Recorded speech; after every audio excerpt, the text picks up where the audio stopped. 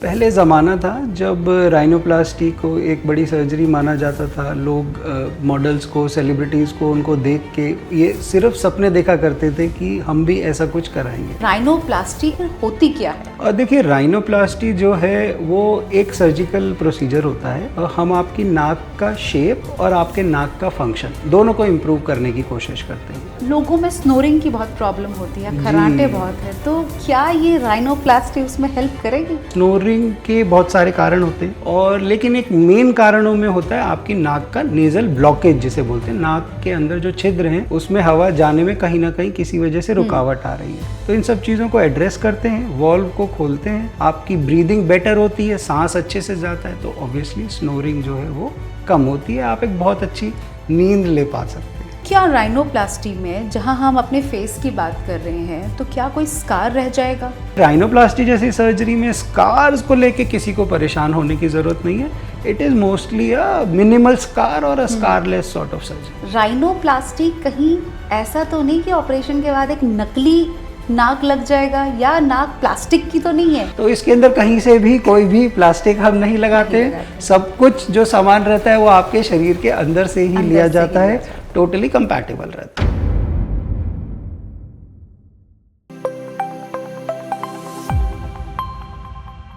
जब हम plastic surgery सुनते हैं तो सबसे पहले दिमाग में क्या आता है? शायद कोई बॉलीवुड सेलिब्रिटी या परफेक्ट लुक्स, है ना? लेकिन क्या आप जानते हैं कि राइनोप्लास्टी, जिसे हम आम भाषा में नोज जॉब कहते हैं, सिर्फ सुंदरता के लिए नहीं होती, बल्कि सांस लेने में तकलीफ दूर करने के लिए भी होती है। नमस्कार, मैं हूं doctor Sheetal Razdan, clinical consultant Felix hospital Noida, और आज इसी समस्या पर बात करने के लिए हमारे साथ हैं मेजर डॉक्टर विश्वेंदु गौर, जो एक प्लास्टिक सर्जन हैं इन फेलिक्स हॉस्पिटल। डॉक्टर साहब, आपका बहुत बहुत स्वागत है। Welcome in our Felix talk. नमस्कार, thank you so much for calling me here and glad to be here. So nice of you sir. Doctor साहब, सबसे पहले आपसे जानेंगे, राइनोप्लास्टी एक आम भाषा में हमारे लिसनर्स को समझाइए कि ये आखिर होती क्या है। पहले ज़माना था जब राइनोप्लास्टी को एक बड़ी सर्जरी माना जाता था। लोग मॉडल्स को, सेलिब्रिटीज़ को, उनको देख के ये सिर्फ सपने देखा करते थे कि हम भी ऐसा कुछ कराएंगे। पर आज ज़माना बहुत आगे पहुंच चुका है। कॉस्मेटिक सर्जरी, प्लास्टिक सर्जरी ने काफ़ी लंबे कदम लिए हैं हमारी सोसाइटी के अंदर। और देखिए, राइनोप्लास्टी जो है वो एक सर्जिकल प्रोसीजर होता है जिसके दौरान हम आपकी नाक का शेप और आपके नाक का फंक्शन दोनों को इम्प्रूव करने की कोशिश करते हैं। ये ना केवल कॉस्मेटिक रीज़न से किया जाता है, ना केवल आपके लुक्स को बेहतर बनाने के लिए होता है, बल्कि ये काफ़ी मेडिकल प्रॉब्लम्स के लिए भी किया जाता है, जिसमें कि कुछ कारणों से आपको सांस लेने में तकलीफ़ होती है। तो हम इस सर्जरी के दौरान आपके नाक के अंदर में जो बोन होती है, जो कार्टिलेज होती है, उनको रीशेप करते हैं, ऊपर के स्किन को रीशेप करते हैं, जिससे कि आपका ना केवल सांस लेना बेहतर हो, आपकी जो अपीयरेंस है, लुक्स हैं, वो भी बेहतर हो जाए। तो it is both about shape and about function. About function, right. Doctor साहब, मेरे कुलीग हैं जिन्हें सांस लेने में दिक्कत होती है, तो डॉक्टर ने उन्हें कहा है कि आपको डीएनएस है, something deviated nasal septum, right? जी। सो क्या इसमें भी यही सर्जरी की रिक्वायरमेंट होती है या कुछ और? जी बिल्कुल, ये बहुत ज़्यादा कॉमन प्रॉब्लम है डीएनएस की, डेविएटेड नेज़ल सेप्टम। इसके अंदर होता यह है कि आपकी जो दोनों नॉस्ट्रिल्स होती हैं, बीच में एक दीवार होती है एक तरीके की, उसे सेप्टम कहा जाता है, और वो एक तरफ को मुड़ जाती है। कारण इसका कुछ भी हो सकता है, पैदाइशी भी हो सकता है और किसी चोट या ट्रॉमा होने के कारण भी हो सकता है। तो इसके अंदर जो हम सर्जरी करते हैं उसमें हम आपका जो ये सेप्टम है उसे सीधा करते हैं, और इस सर्जरी को सेप्टोराइनोप्लास्टी कहा जाता है। और साथ ही साथ क्योंकि स्टेप्स ज़्यादातर सेम होते हैं, अगर आप इसी के साथ अपना आउटर लुक भी चेंज कराना चाहें तो हम उसी दौरान उसको कर सकते हैं, और फिर इसको सेप्टोराइनोप्लास्टी कहा जा सकता है। तो दोनों ही चीज़ें हैं, आप अपना ब्रीदिंग भी अच्छा कर सकते हैं सर्जरी के साथ, और उसमें थोड़ा सा वक्त हम ज़्यादा दें, कुछ स्टेप्स हम एक्स्ट्रा करें, और आपके नाक की अपीयरेंस भी बेटर हो जाएगी। मतलब एक तीर से दो निशान। जी बिल्कुल बिल्कुल। तो ऐसे में सर, क्या कोई एज लिमिट होती है कि आपको इस एज ग्रुप में ये कराना चाहिए? जी, ये बहुत इम्पोर्टेंट सवाल है, क्योंकि देखिए, जो हमारे चेहरे की हड्डियों का जो ग्रोथ होती है वो बॉयज़ एंड गर्ल्स में, लड़कियों में थोड़ा जल्दी हो जाती है, 15-16 साल तक की उम्र तक ग्रोथ हो जाती है, लड़कों में थोड़ा सा 17-18 साल तक ये ग्रोथ होती है। तो जब ज़्यादातर केसेस में कॉस्मेटिक या फंक्शनल राइनोप्लास्टी, जिसमें कि हम परमानेंट चेंज कर रहे हैं बोन्स और कार्टिलेज का नाक के अंदर, वो तभी करते हैं जब हमारी ग्रोथ पूरी हो जाती है। तो आइडियली इस उम्र के बाद ही हम इस प्रोसीजर को करते हैं। पर हाँ, कुछ केसेस होते हैं जिसके अंदर की पैदाइशी कुछ डिफेक्ट है या कोई ज़्यादा दिक्कत है, फिर उसको छोटी उम्र में भी वो परेशानी दूर करने के लिए ये सर्जरी की जा सकती है। परंतु ज़्यादातर में हम कोशिश करते हैं कि जब ग्रोथ जो होती है हमारी बोन्स की वो पूरी हो जाए तब हम ये करें। तब हमें ये करें। जी। तो अगर हम ट्रॉमा की बात करें डॉक्टर साहब, कि अगर कोई क्रिकेट या फुटबॉल खेलते हुए किसी की नाक में कुछ इंजरी हो जाए, तो क्या तुरंत ये सर्जरी करा लेनी चाहिए? जी बिल्कुल। इसके अंदर भी मैं बता देना चाहूँगा दर्शकों को कि जब आपको चोट लगती है तो सबसे पहली चीज़ जो आपको करानी है, आपको एक डॉक्टर को दिखाना है और अपना एक्सरे या सीटी स्कैन फेस का, नोज़ का ज़रूर कराना है, जिसको देख के हमको पता चलेगा कि ये जो चोट लगी है इसने कितना डैमेज किया है, कितनी हड्डियाँ टूटी हैं, किस तरीके से टूटी हैं, कितने हिस्सों में टूटी हैं। और पहले शुरुआत में जो ऑपरेशन किया जाता है उसमें हम इस बोन की सेटिंग करते हैं, सेट करते हैं ताकि ये ज़्यादा टेढ़ा मेढ़ा ना हो, हड्डियाँ आपस में सही तरीके से जुड़ें और आपकी शेप में ज़्यादा फर्क ना आए। परंतु अगर पुराना चोट लगी है, आपको पुरानी चोट है, समय बीत चुका है, नाक टेढ़ी या किसी अजीब तरीके से दिखने लगी है, तो उस दौरान फिर हम सेम ये जो प्रोसीजर है ये करते हैं। इसके अंदर हम आपकी, उसको मेडिकल टर्म्स में ऑस्टियोटॉमी कहा जाता है, तो नाक की हड्डियों को हम तोड़ के वापस से एक तरीके से जोड़ते हैं और आपकी नाक को एक बढ़िया शेप देते हैं। राइट। डॉक्टर साहब, लोगों में स्नोरिंग की बहुत प्रॉब्लम होती है, खर्राटे बहुत है, तो क्या ये राइनोप्लास्टी उसमें हेल्प करेगी? जी बिल्कुल। राइनोप्लास्टी आपकी स्नोरिंग की भी, देखिए क्या है, स्नोरिंग के बहुत सारे कारण होते हैं और लेकिन एक मेन कारणों में होता है आपकी नाक का नेज़ल ब्लॉकेज जिसे बोलते हैं। नाक के अंदर जो छिद्र हैं उसमें हवा जाने में कहीं ना कहीं किसी वजह से रुकावट आ रही है।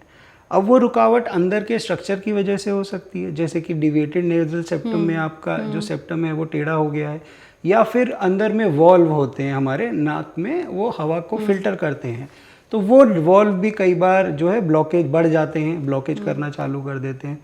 तो इन सभी सिनेरियो के अंदर एक सेप्टोराइनोप्लास्टी या राइनोप्लास्टी जब हम करते हैं तो इन सब चीज़ों को एड्रेस करते हैं, वॉल्व को खोलते हैं, आपकी ब्रीदिंग बेटर होती है, सांस अच्छे से जाता है, तो ऑब्वियसली स्नोरिंग जो है वो कम होती है, आप एक बहुत अच्छी नींद ले पा सकते हैं।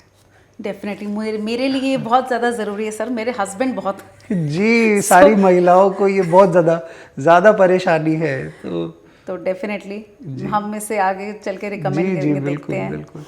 सो डॉक्टर साहब, एक और चीज़, अगर कॉस्मेटिक साइड पे हम आए तो कॉस्मेटिक साइड पे कुछ लड़कियां जो शादी की उम्र की होती हैं तो अपनी अपीयरेंस को बेटर करने के लिए, या वो फोटोग्राफ्स वगैरह अगर उनकी अच्छी नहीं आ रही हैं तो वो ये सर्जरी करवा रहे हैं, तो क्या आप सिर्फ इमोशनल उसको देखते हुए क्या ये आपको सर्जरी आप कहते हैं कि ये रिकमेंड होनी चाहिए?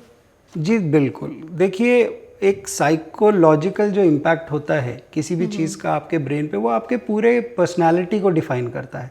आप अपने बारे में क्या फील करते हैं, आपकी सेल्फ एस्टीम अपने बारे में कितनी है, आप कितने कॉन्फिडेंट हैं, वो ना केवल आपके अपने प्रति सोच बल्कि दूसरों के प्रति व्यवहार को भी वो चीज़ रिफ्लेक्ट करती है। तो डेफिनेटली इन केसेस के अंदर भी इम्प्रूवमेंट देने के लिए, नाक की शेप फंक्शन को इम्प्रूवमेंट देने के लिए राइनोप्लास्टी करनी चाहिए, बिल्कुल ज़रूरी है। बस इसमें थोड़ा ये ध्यान रखना चाहिए कि हमारी जो एक्सपेक्टेशंस हैं वो थोड़ा रियलिस्टिक हों और हम अपने आप को इम्प्रूव करने के लिए मतलब आगे बढ़े, ना कि कोई चीज़ कुछ परफेक्शन ढूंढने के लिए या किसी और की तरह लगने के लिए हमको नहीं जाना चाहिए। हमें अपने आप को इम्प्रूव करने के लिए एक रियलिस्टिक एक्सपेक्टेशंस के साथ it is a very good procedure. कोई भी पेशेंट जब आपके पास आता है तो उसके मन में 100 सवाल होंगे कि मैं ये सर्जरी कराऊंगा या कराऊंगी तो मैं उसके बाद मेरे लुक्स कैसे आएंगे जी। तो क्या हमारे पास कुछ ऐसी टेक्नोलॉजी है कि हम उसी फेस पर उनको प्री एंड पोस्ट कोई पिक्चर दिखा पाएं कि सर्जरी के बाद क्या होने वाला है? जी जी बिल्कुल।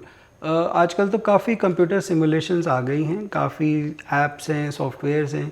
तो हम जब मरीज़ हमारे पास आता है, क्लाइंट या पेशेंट हमारे पास आता है, तो हम उनके काफ़ी साइंटिफिक एंगल से उनके फ़ोटोग्राफ्स लेते हैं, कलेक्शन रहता है। उन फ़ोटोग्राफ्स को हम उन सॉफ्टवेयर में डालकर एक थोड़ा आइडिया ज़रूर दे सकते हैं पेशेंट को कि कैसी बाद में सर्जरी के उनकी नाक अपीयर होगी। बस इसमें थोड़ा ध्यान देने वाली बात यह है कि हमेशा ऑन ग्राउंड जो कि काम हो रहा होता है वो बहुत सारे फैक्टर्स पे डिपेंड करता है। उनके अंदर के नाक की बनावट कैसी है, पेशेंट की जनरल कंडीशन कैसी है, और साथ ही साथ तो इसलिए जो हम ऐप्स पे दिखा रहे हैं 100% वैसा रिजल्ट कभी भी नहीं होता है, थोड़ा उसके आगे या पीछे रहता है।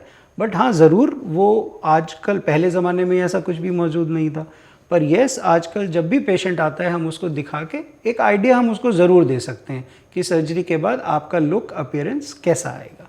ओके, नॉर्मली डॉक्टर साहब जैसे कोई भी हम सर्जरी करवाते हैं उससे पहले बहुत सारे इन्वेस्टिगेशंस बोली जाती है जी। तो कुछ स्पेसिफिक इन्वेस्टिगेशंस होती हैं इस प्लास्टिक सर्जरी को करने से पहले? जी, देखिए, इट इज़ अ सर्जरी, है ना। प्लास्टिक सर्जरी हो या कोई भी और सर्जरी हो, इट इज़ अ सर्जरी।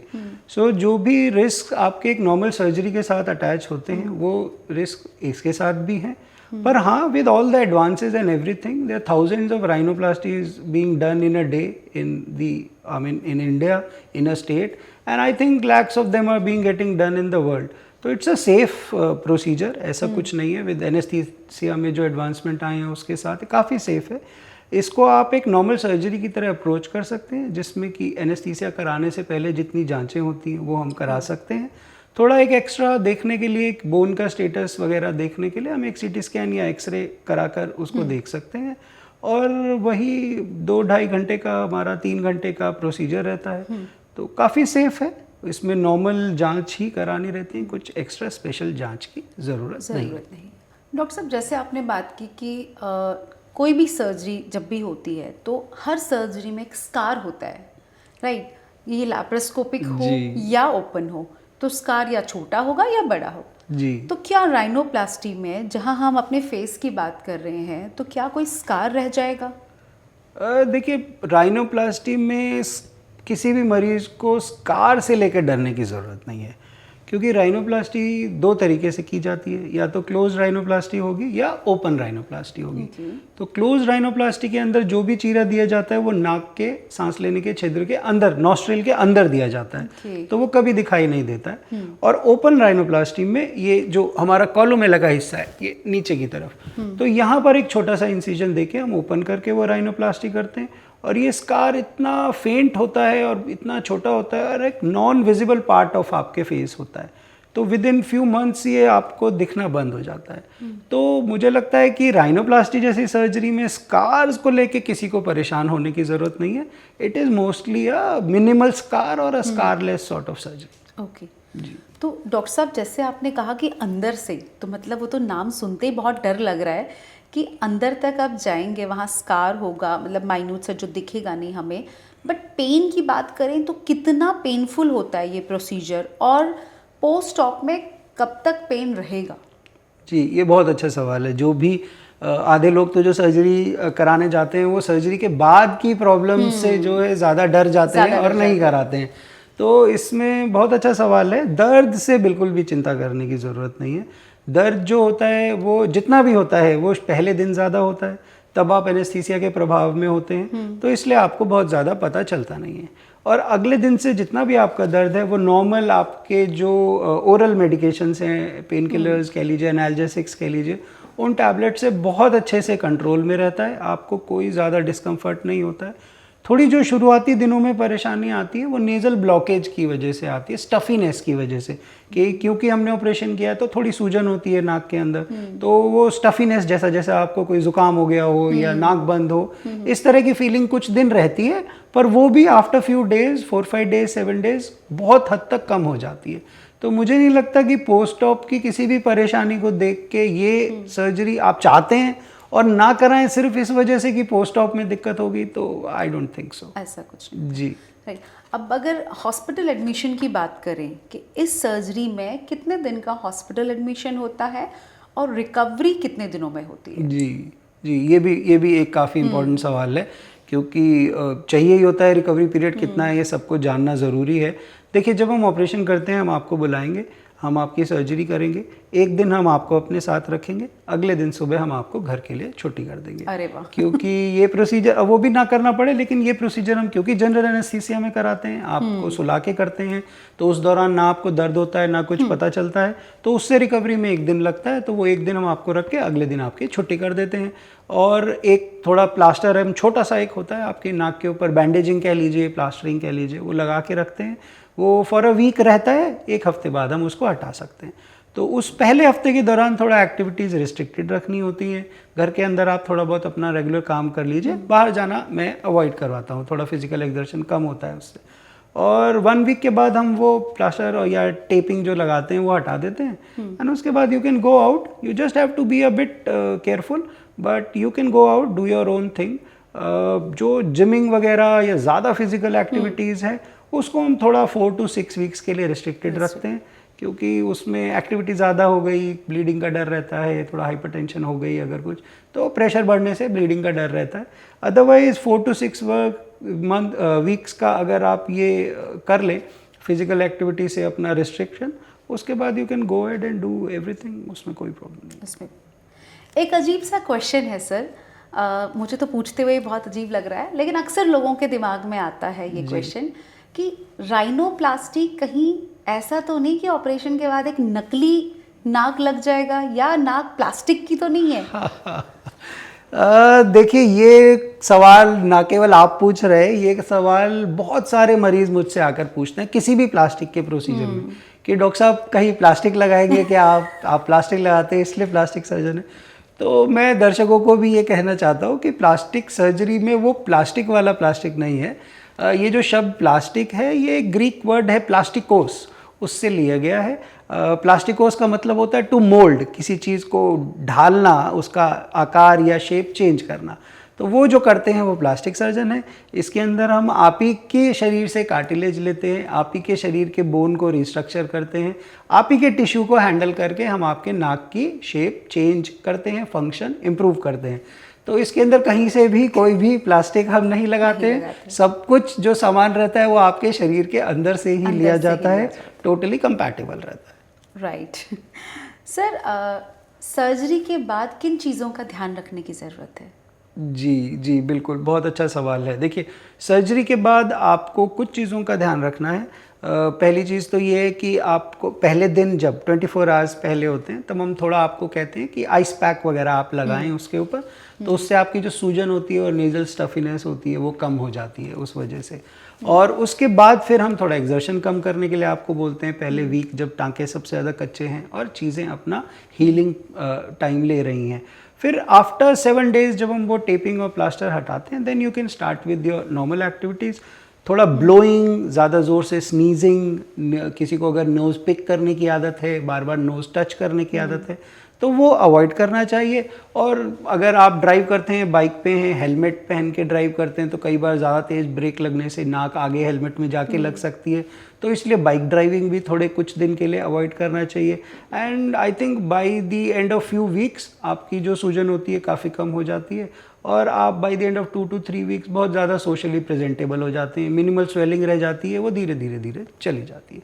तो इन चीज़ों का थोड़ा ध्यान रखें, पहले 1-2 दिन खाना कम गर्म खाएं, और बस बाकी तो बहुत अच्छा है। राइट सर, आपने आज हमारी बहुत सारी गलतफहमियां ठीक कर दी सर, बिल्कुल, जिनको आपने सुधार दिया। लास्ट में एक बार लिसनर्स को आप अपनी साइड से एक राइनोप्लास्टी के लिए क्या मैसेज देना चाहेंगे? जी बिल्कुल, जितने भी श्रोता हैं, जो लोग भी हमको देख रहे हैं, उन सब से मैं केवल यही कहना चाहूँगा, देखिए, rhinoplasty is not only a medical procedure. Rhinoplasty is it's a very beautiful mixture of art and science. You should always do your research before undergoing this procedure, and you make sure that you are getting it done by a board certified plastic surgeon. और results में आप अपने आप को improve करने के लिए सोचें, अनएक्सपेक्टेड या बहुत ज़्यादा हाई जो अनरियलिस्टिक आपकी एक्सपेक्टेशंस होती हैं उसको ना रखें, किसी और की तरह आप बनना चाहते हैं, उसको छोड़ के अपने चेहरे में आप कितना इम्प्रूवमेंट, क्या बदलाव ला सकते हैं, अपने डॉक्टर के साथ बैठ के बात कीजिए, उन एक्सपेक्टेशंस को मीट कीजिए और इम्प्रूवमेंट देखिए, और देखिए आपका सेल्फ कॉन्फिडेंस कितना ऊपर जाता है। Thank you so much sir, thanks a lot. तो दोस्तों, आज हमने जाना कि राइनोप्लास्टी सिर्फ खूबसूरती के लिए नहीं होती, बल्कि हमारी नाक की फंक्शन यानी सांस लेने की क्षमता को सुधारने के लिए भी होती है। अगले एपिसोड में हम और भी दिलचस्प टॉपिक्स के साथ लौटेंगे। तब तक के लिए स्वस्थ रहें, खुश रहें और अपनी नाक की देखभाल करें। नमस्कार।